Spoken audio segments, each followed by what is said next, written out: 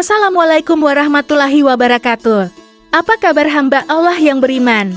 Durhaka kepada orang tua merupakan perbuatan yang dilarang dalam Islam. Dalam Islam, peran orang tua dikatakan sangat mulia.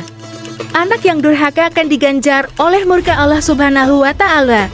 Dalam surah Al-Isra ayat 23-24, Allah berfirman, "Dan Tuhanmu telah memerintahkan supaya kamu jangan menyembah selain Dia, dan hendaklah kamu berbuat baik pada ibu bapakmu dengan sebaik-baiknya. Jika salah seorang di antara keduanya, atau kedua-duanya sampai berumur lanjut dalam pemeliharaanmu, maka sekali-kali janganlah kamu mengatakan kepada keduanya perkataan hal, dan janganlah kamu membentak mereka dan ucapkanlah kepada mereka perkataan yang mulia.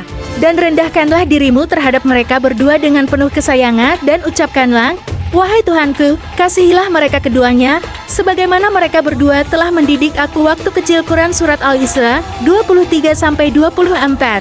Namun sebelum lanjut, mari bersama tebar syiar Islam dengan menekan tombol subscribe, like, dan share. Mengutip kitab Al-Fath bab Uququl Walidain susunan Al-Hafiz Ibnu Hajar, dijelaskan sejumlah perilaku yang dapat menyakiti kedua orang tuanya, yang mana disebut sebagai uququl walidain. Hubungan antara orang tua dan anak terkadang tidak selalu berjalan mulus. Tentu ada konflik yang menyebabkan renggangnya hubungan antara keduanya. Meski demikian, sebaiknya masing-masing saling introspeksi diri, agar tidak merugikan di dunia maupun di akhirat.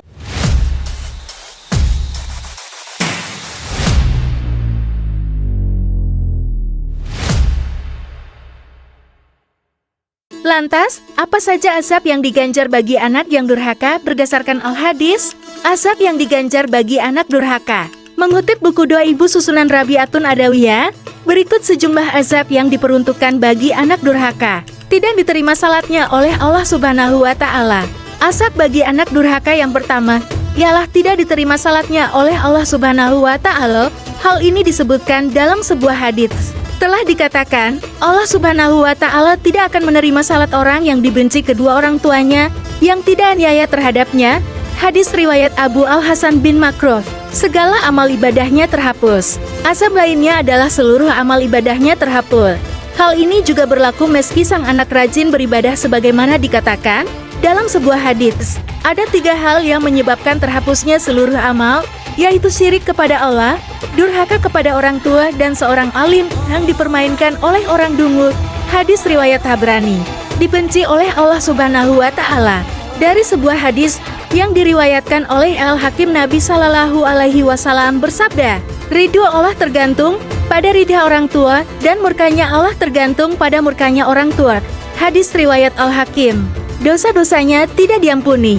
Dari Aisyah radhiyallahu anha, Rasulullah Shallallahu Alaihi Wasallam bersabda, dikatakan kepada orang yang durhaka kepada orang tua, "Berbuatlah sekehendakmu, sesungguhnya aku tidak akan mengampuni." Dan dikatakan kepada orang yang berbakti kepada orang tua, bahwa berbuatlah sekehendakmu, sesungguhnya aku mengampunimu. Hadis riwayat Abu Nuaim. Diharamkan mencium wangi surga. Allah Subhanahu wa Ta'ala mengharamkan anak yang durhaka kepada kedua orang tuanya untuk mencium wanginya surga. Dalam sebuah hadis, Nabi Shallallahu Alaihi Wasallam bersabda, "Sesungguhnya aroma surga itu tercium dari jarak perjalanan 1000 tahun, dan demi Allah tidak akan mendapatinya barang siapa yang durhaka kepada orang tuanya." Hadis riwayat Tabrani.